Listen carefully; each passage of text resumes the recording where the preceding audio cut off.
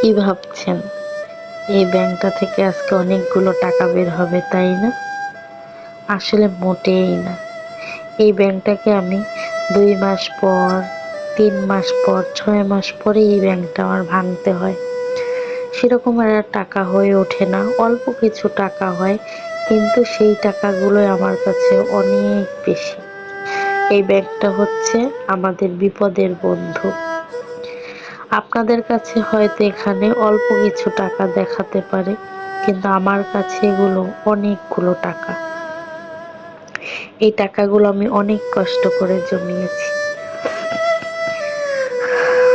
যা আজকে আপনাদের সাথে আমি শেয়ার করলাম।